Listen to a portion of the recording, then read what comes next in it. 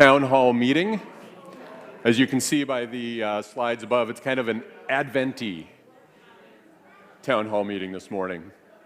As I talked about at our annual meeting, and I'll repeat here, the candles that we see lit before us representing Advent and the 4 weeks of Advent leading to Christmas are focused around a reminder that we are in the presence of Christ and that we are doing the business of church and the worship that we're involved in the presence of Christ. So we're going to keep those lit for our town hall meeting today as well. We have a fairly short agenda, which will show up on the screen at some point. But there's just a few items that we want to talk about today. We're going to have a brief update on the finances of the church. We made a commitment last year to try and keep everyone a little bit more informed and updated along the way as we move through the year, so you're not just getting one or two pictures of what's happening with our finances. So this morning we'll have a financial update. And we are going to talk briefly about the progress of the Pastor Search Committee and share a little bit of where we are at with that. And we will have opportunities for questions and some responses after each of those segments. And then I'm going to invite Devin at the end to speak again about the prayer wall and back. There's been some questions about that. Some people maybe weren't at the Sunday where that was introduced, and it would be just good as we continue to weave the importance of prayer and the presence of prayer at City Church throughout the fabric of our community. So we're going to just kind of keep dropping that into different spaces and just keep that reminder alive that we want to be a community marked by prayer and seeking the direction and discernment in the Holy Spirit. All right? So in honor of that, let's start with a word of prayer. Father, we are grateful to be here this morning. You have touched our community. You have reached in with an undeniable, unimaginable, unmistakable good news that changes the life of every person in this room, that changes the community of South Minneapolis and the world we live in. Father, reorient us to that reality. Remind us today that we're here not about the business of an organization, but we are here about expressions of the good news of a world-changing proportion. Thank you for that reminder this morning. And as we go through our meeting today, I just pray that you would speak deeply to our hearts, that you would guide us, give us wisdom and insight and discernment where it's needed, that you would raise worship and responsive praise where we can. In Jesus' name, amen. All right, so we're going to take a little bit of a different pattern today. And partly because of the nature of the topics we're talking about, partly because of the desire to continue weaving this into the warp and weft of who we are as a community. So after our financial update, I'm going to come back up and we're going to have a few minutes to spend time in prayer and just respond to that news in prayer. You'll be invited to turn to a few people next to you if that feels appropriate. If you feel like I just need some time alone in the pew to pray about these topics, you'll be welcome to do that. And I'll give a few minutes to that. After prayer, then we'll open it up for questions around the specific topic we're talking about, so around finances and the pastor search. Then at the end, we'll open up to a broader conversation. If there continue to be questions or you have things you're thinking, wait, we didn't talk about this, or I'd like more information, you'll get more opportunity at the end. So with that, I'm going to invite Mark Gorham up to give us a picture of our financial status. You bet. Thank you. You know, it's, regarding pictures, the one thing I was thinking about as I was coming up here was a picture that I remember when I was starting my career. And it's a visual of a car, sort of holiday driving, right? So we have three people in the car. One's looking at the back, kind of seeing how this thing's being playing out. One's looking forward and trying to figure out what to do, given all the stuff that's coming at them lightning speed. And both of them are yelling at the driver, telling them what to do. And think about the driver is really the management of the company and trying to take all this intake. The flaw to me is, I'm getting an echo. Are you getting an echo? Hold it. There. All right. The flaw with that picture, and the more I thought about it, is that's a business, and we're the church. So there's really 4 individuals in that car. God's at the wheel. In management or the board or anybody else is sitting on the passenger side taking this other input and trying to maybe think about where this should go. But at the end of the day, God is driving. So I just, it's something I thought it would be a good picture to think about as I go through this update. And the challenge with this update is we're only 3 months into a 12-month period. So it's a lot of this is looking backwards. Some of it is reflecting on what's coming in, and then as we think forward. So I'm going to speak on 2 things. One on the expense side, which is really not much there. We're a quarter of the year in. Our spending is about 20% of what we had budgeted for. And what we're seeing is some of the ministry spending is coming in a little light, but we expect that to kind of be spent throughout the year. And then the other piece of that is there's just some timing differences. So we expect expenses to continue to play out as we budgeted for. Now, thinking about giving, and this is where it gets a little more challenging, we put some information in the newsletter, and one of the facts that was shared was that as we look at giving right now, we're about 15% short of where we are planning at. Our plan for this year is $720,000 in total giving. 705 of it was general giving, so we're about 15 short of that. I'll call it the general giving budget. If we look at the prior year, we're about 23 short of that. So we anticipated that giving would kind of come down. It's running lighter than what we thought at this point. And that, for numbers, it's about a $20,000 gap probably at this point in time. So that's the person looking backwards, seeing his numbers are coming in and what do you do with it? The other piece of looking backwards is try to say, well, what do we know? What are we starting to see playing out? So there's the other piece of information I'm going to share is just kind of the pressures that we're seeing on our giving. It's really, at the end of the day, observations, extrapolations of it. This continues to play out. How will this work? What it's going to miss, though, is really what is other giving coming in? How do people behave with this? How new households come in? But it's more about some of the pressures we're seeing right now. So, and it's really going to come from 2 things. The first one is, as we look at household giving, we know some people have actually said to stop their giving, and that's been a handful. Others just seem to have slowed their giving down or actually put it on pause.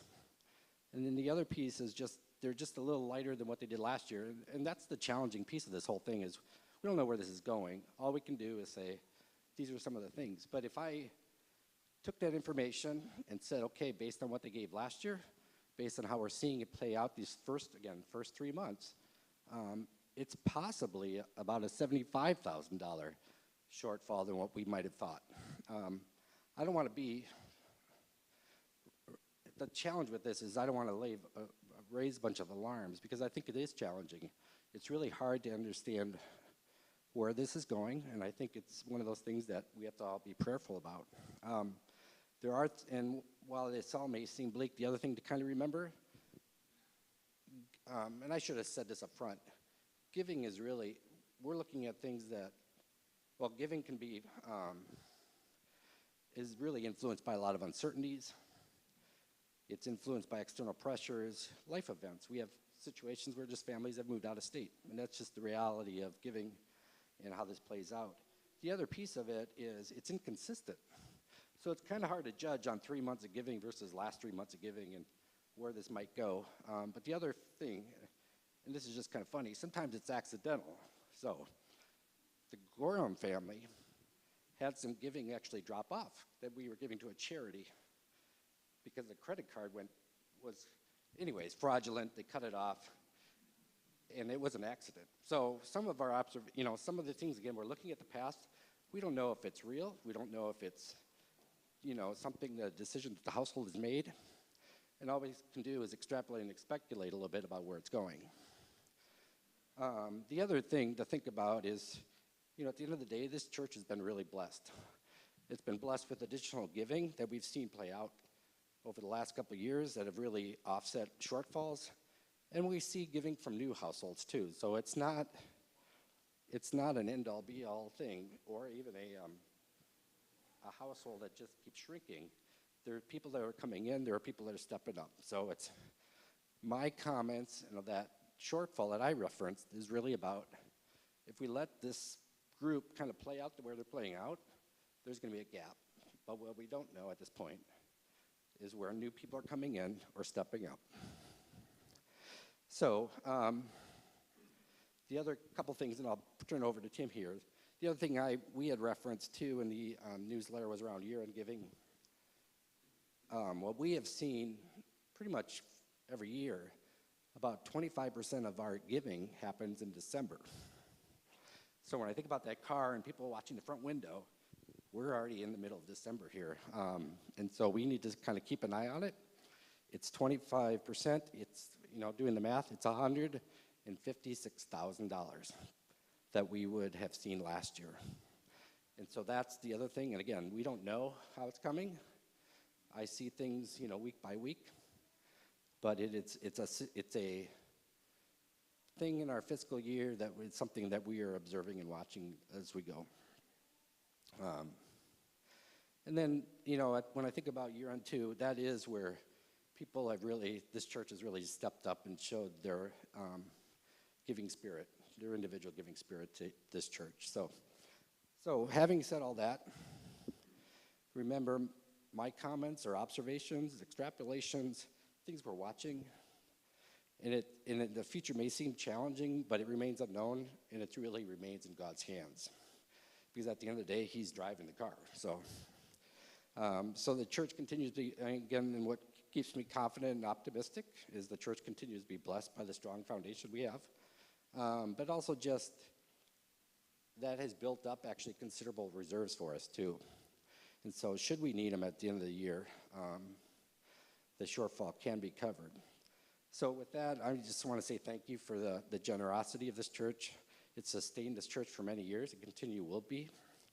And then looking forward, just prayerfully consider what you might be able to do to support the church ministries during this challenging time through either year-end giving or ongoing giving. So with that, I'm going to turn it over to Tim.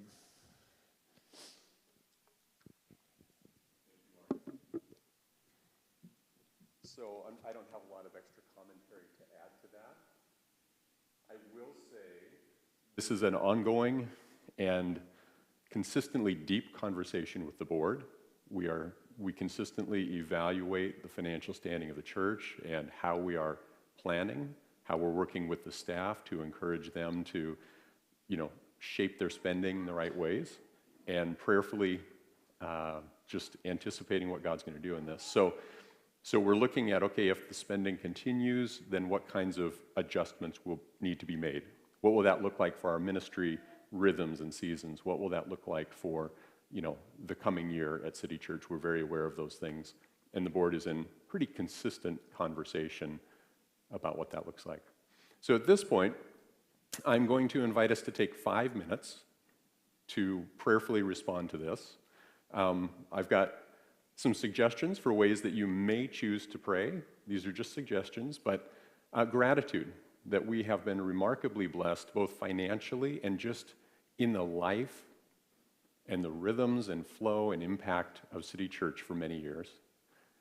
Pray for guidance, that there be wisdom and discernment for the people looking out the front windows and the back windows and gathering all of this data, making choices of how we operate as a community. I would pray for deep faith, both for generous and intentional posture of the community, that we would continue to operate not out of fear of financial constraint, but out of a generous, faithful posture, but also that individuals would be considering their own response and posture and how do I engage in this community, as well as deep faith that God's going to continue to guide this. It is not wholly dependent on us. And finally, provision.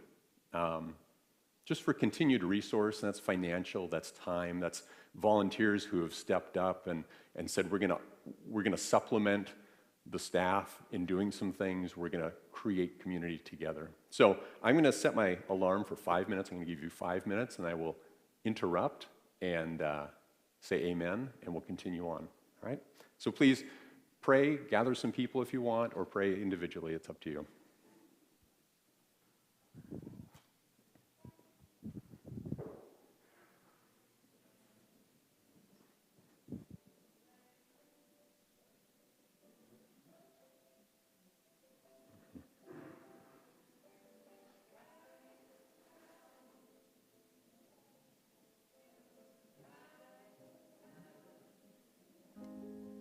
You will guide our feet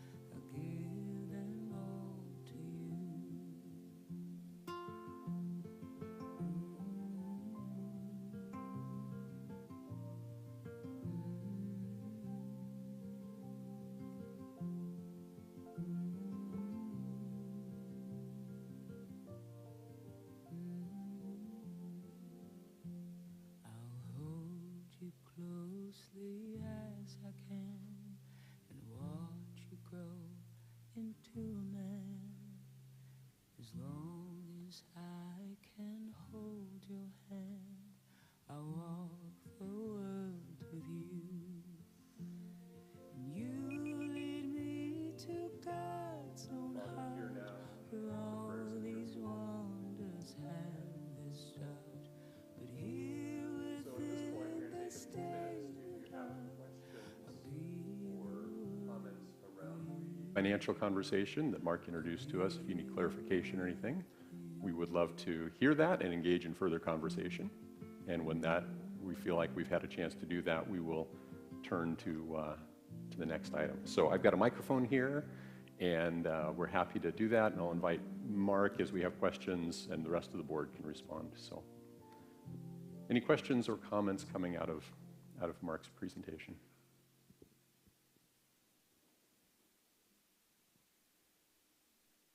All right. Go, Warren. I guess this relates to finances somewhat. Is this on? So, I think it's, yes, almost.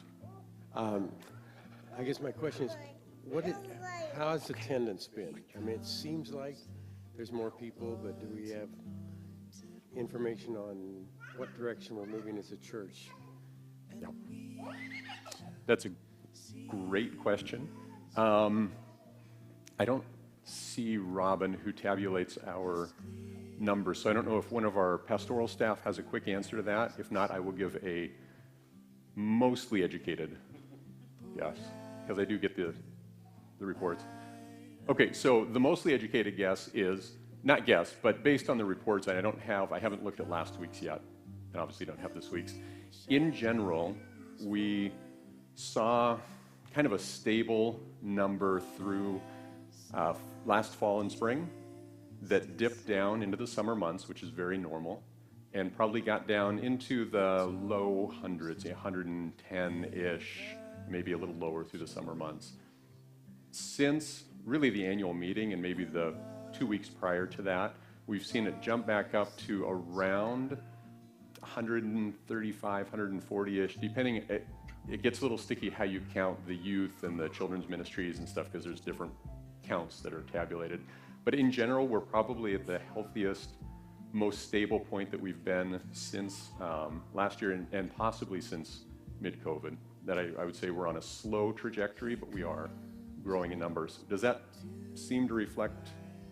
I'm looking at Amy and Rich just because they're here. Rich? Yeah. Yeah. All right. Other questions or things we'd like to address? Okay. Well, there will be another opportunity towards the end of our time together to ask more questions.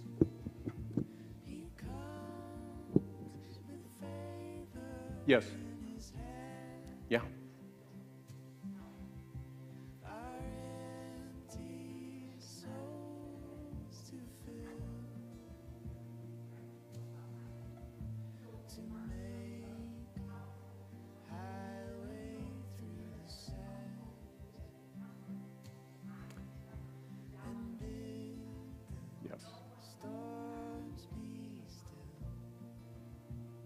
Right. Yeah.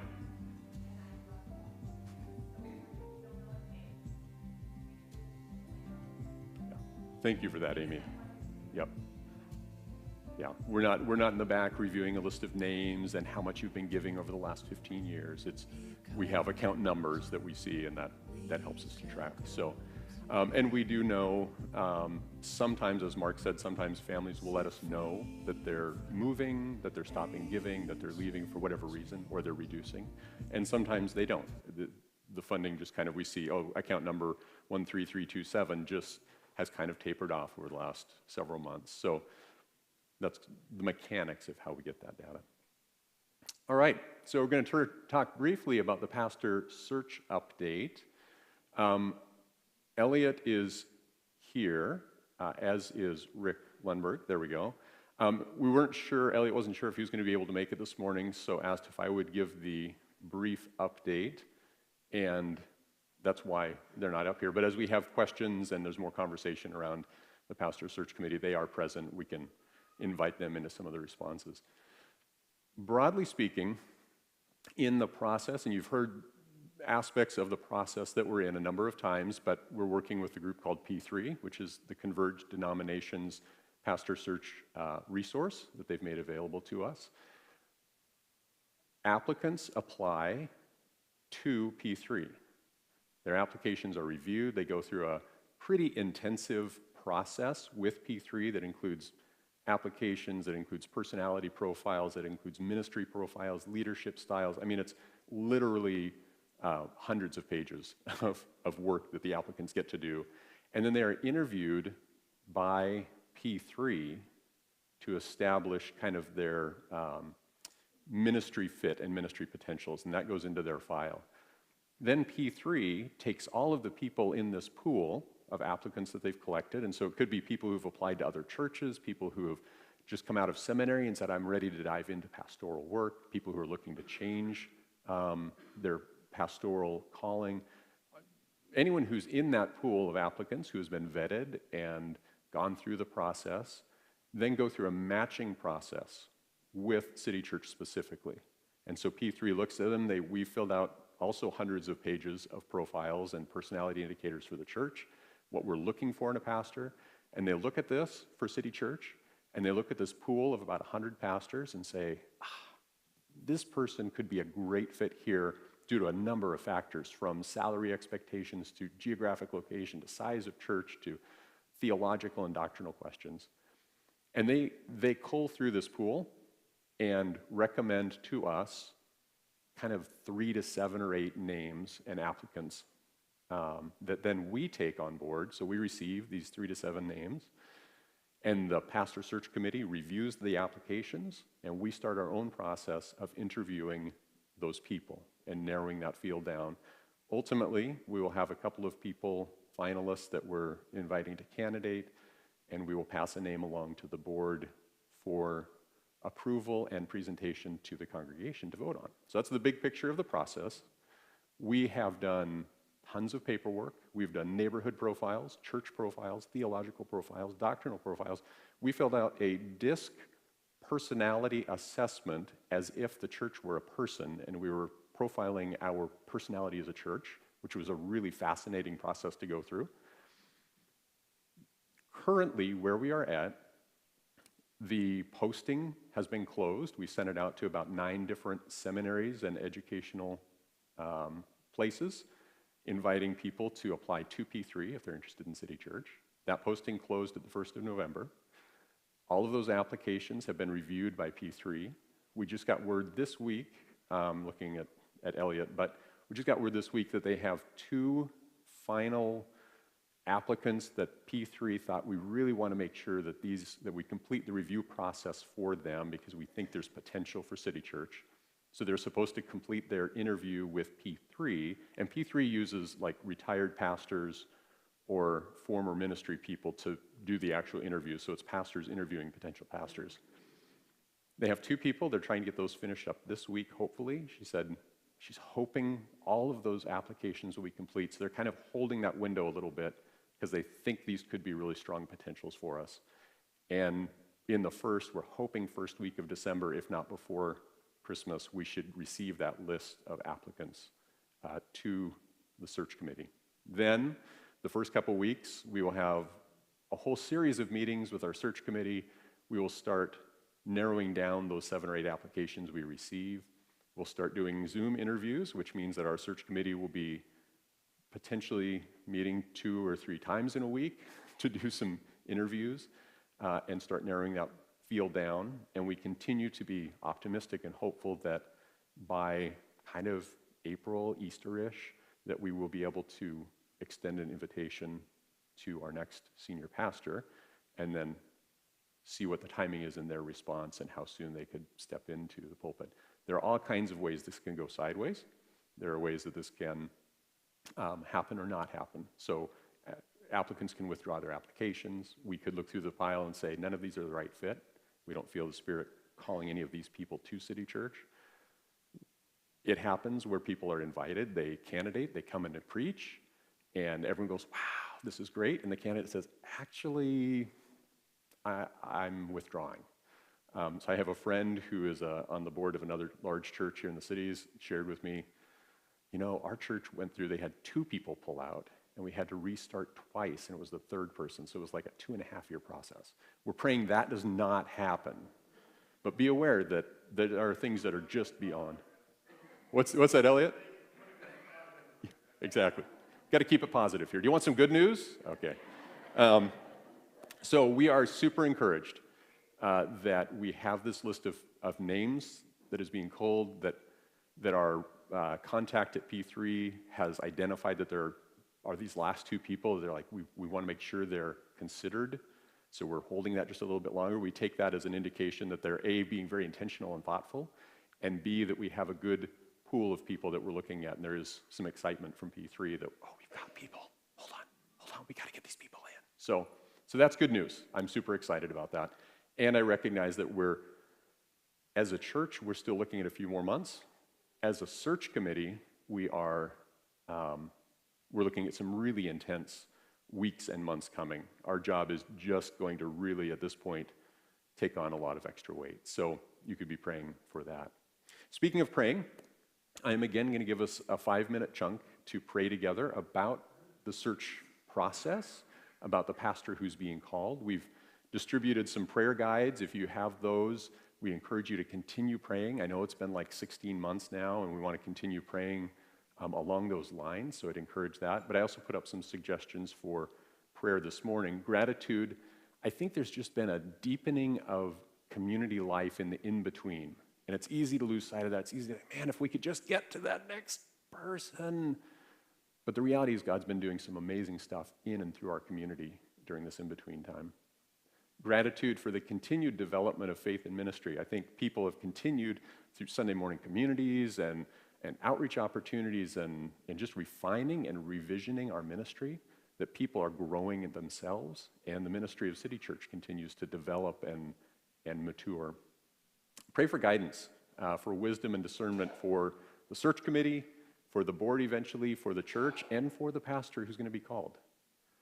Grace. Pray for patience in the process. As a community, as individuals, there's angst even on the search committee. We sit down and have our meetings and just think, oh man, how much longer is this going to take? And we recognize the need for patience in that. And encouragement. I would just invite you to pray for encouragement. Our search committee is weary. We've been doing this for about 16 months now, sometimes meeting weekly, sometimes meeting every 2 or 3 or 4 weeks.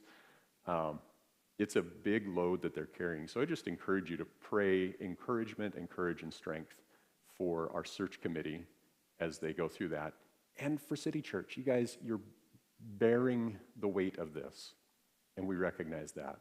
And I want to speak words of encouragement and good news to you. There's hope. The Spirit is with us. In the season of Advent, Christ is present, and we anticipate his coming. So I'm going to give you 5 minutes to pray. At the end of the 5 minutes, I'll come back up, and we'll have opportunity for questions and clarifications, and we can move forward with that and invite Elliot and Rick and others on the committee if they have responses to that, all right? So I'll be back.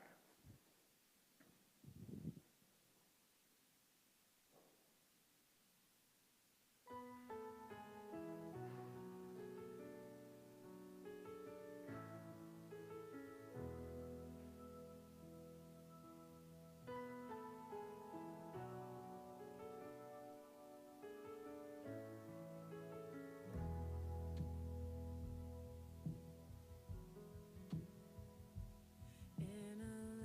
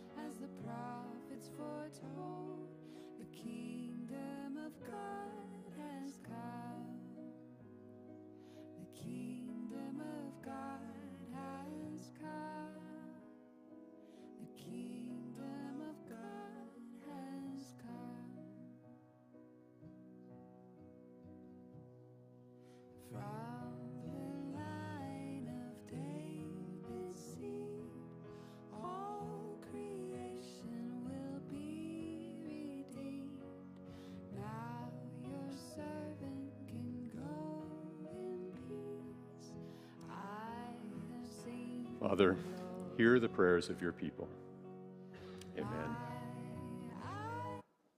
So we're going to have a few minutes of any questions or observations or comments around the search process. If you'd like to pose questions to the search committee, we're happy to respond to those. Before I do that, I just want to make one last comment. In our last, it was either the annual meeting or town hall, somebody had commented about keeping our communications website a little bit more updated and a little bit more of an updating website. And I'm not sure that we have done a great job of following through on that. So I want to recognize and note that that was suggested, and we will want to do that, but I'm not sure we've really kept that as current as possible. So that's on our radar. But questions, conversations you'd like to have? Yeah.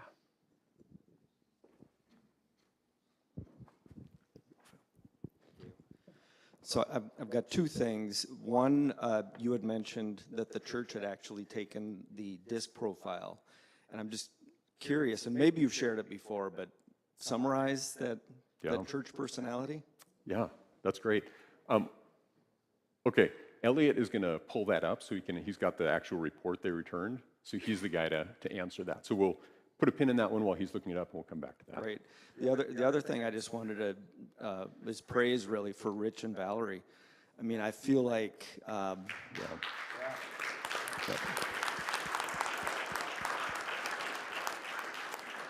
just our observation that I think the church's foundation has solidified since you've been here, at least for us. And so it's the work that you've done for this church, in our eyes, has been foundational. So really appreciate it. And I love the idea of the community and getting everybody more involved. And that was what was missing for us. And I think you guys are at the heart of that. So really appreciate that. Yeah, thank you, Phil. We'll come back to the disc question as soon as Elliot's ready for that. Just a clarifying question for you. You mentioned we're holding for 2 profiles they're looking at. Is that in addition to 3 to 7, or does that make up the 3 to 7? Or what number do we have right now without those 2? That's a great question. My understanding, and we don't, Mandy has not given, Mandy's our connection with B3, has not given us the exact number, but that would be probably 2 filling out that 5 to 7. So I think they've already got 3 to 5 people that they've collated for us and curated that collection, and they've just got 2 more. They're thinking, oh, if we could just slip these in. So this is not a question, just a clarification. The search committee has no candidates, no information, no paperwork in hand at this time. So sometimes it sounds like, oh, it kind of trickles in. No, it will come at one time, correct? correct. Yeah, that's a good clarification. So we get limited updates from P3 and from Mandy saying, okay, we're moving the process forward, but they release the whole packet of applicants to us at one time and then kind of say, okay, here you go. Start your next steps with them. So that's a good clarification. Other comments or questions?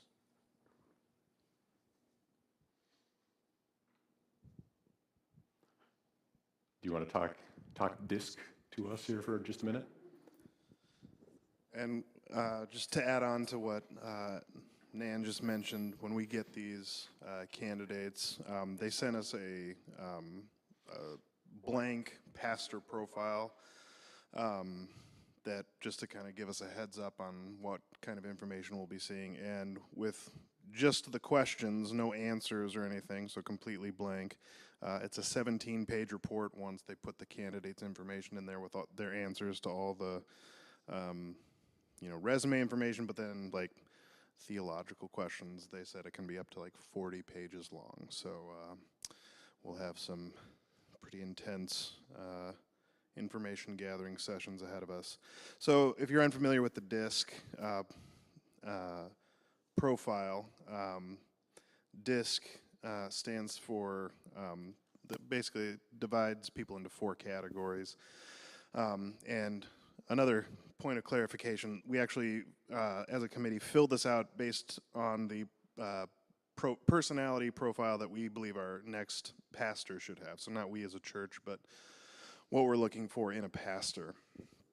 And so the 4 categories are D, direct, I, inspire, S, support, and C, correct. And there's different traits that belong in each of those.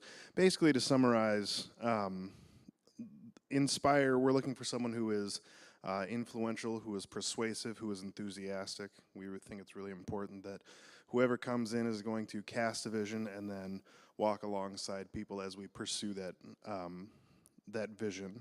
And so someone who is able to influence and persuade people to get on board with the things that we're doing here at church, but doing it in a very enthusiastic and inviting way. Yeah, thank you, Tim.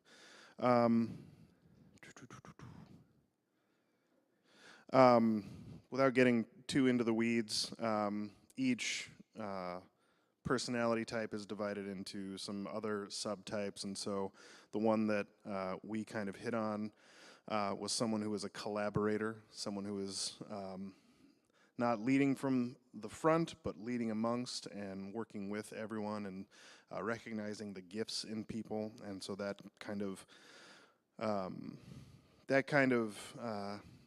those kind of characteristics really came out as we've been have been talking.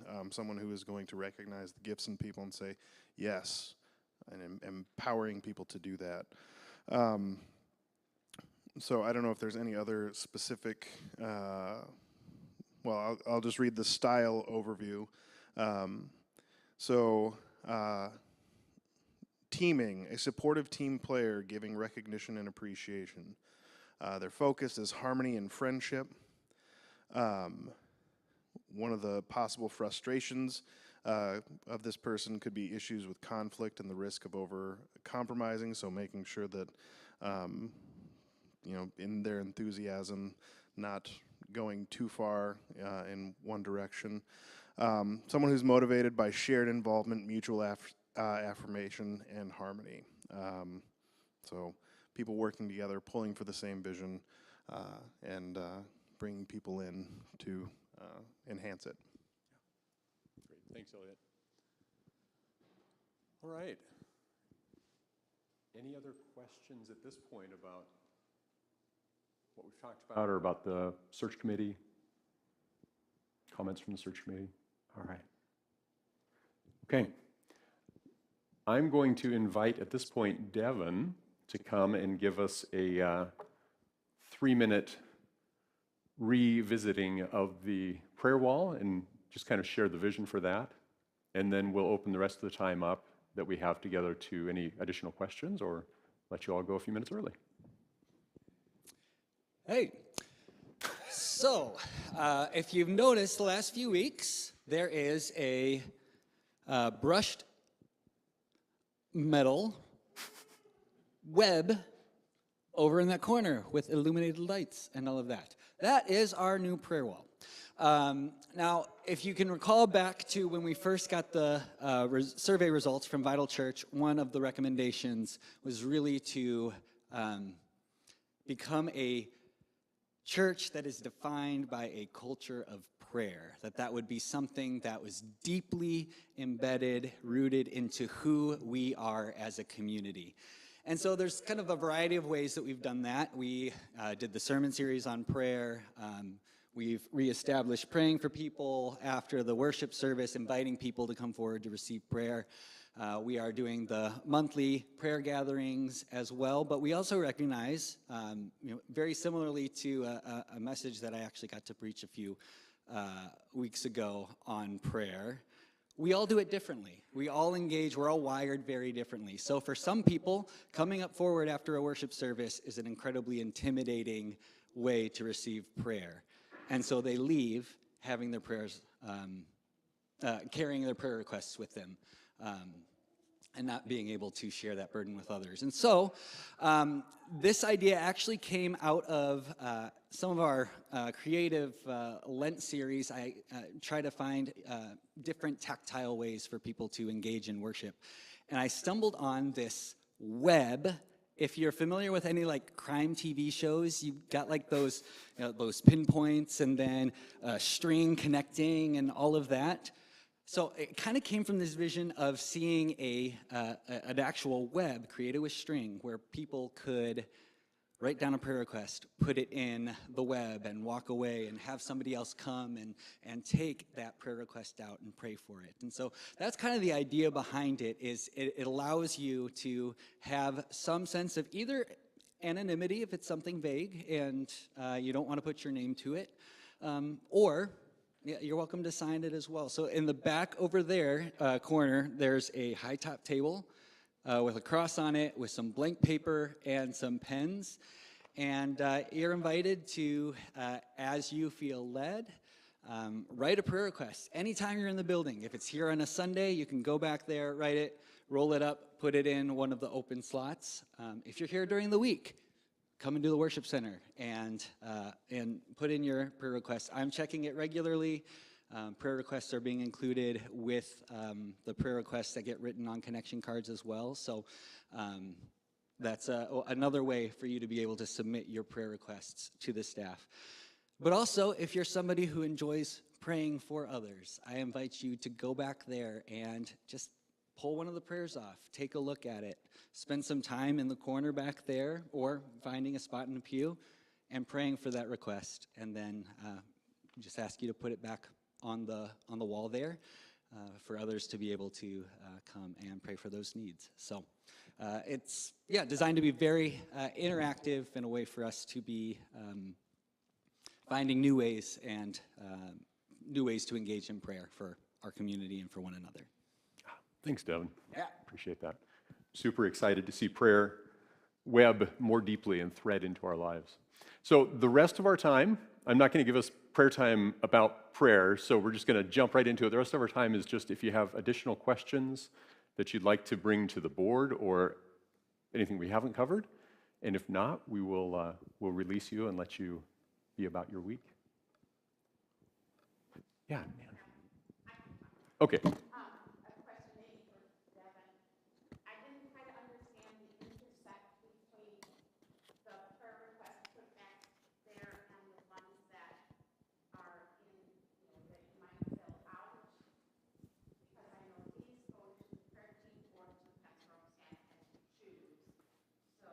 Yes, so those will still, My bad. right there. So the ones back there will still go to the pastoral staff and the prayer team as well. After a worship service or kind of throughout the week, I check those, and then those get included in the list that gets sent out. So sometimes they show up as anonymous. Sometimes if they have been signed by somebody, then they come in.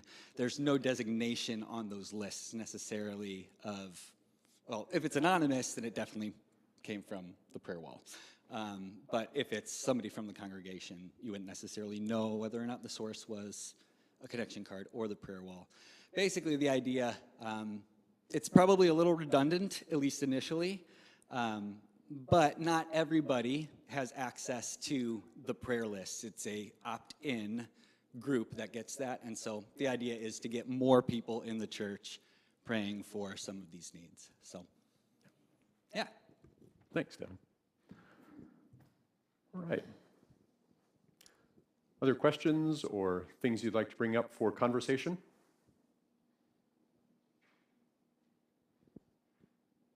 This is where you have to be careful if you're like scratching an itch, because I may just hand you a microphone. So. Yeah. All right. Well, I want to say thank you for being here this morning and participating. I think these are essential to the life of our community and our church, that we just stay connected, and this is an opportunity to hear from and get to know the board a little bit more. So thank you for participating this morning. If you have things you didn't get to talk about or whatever, you're always welcome to reach out to a board member or to somebody on staff and bring stuff up there as well. All right, so I'm just going to close with a very quick word of prayer and release you to your children, your families, and your week.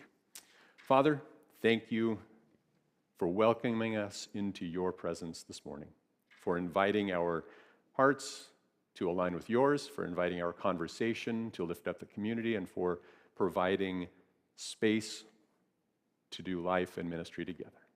Amen.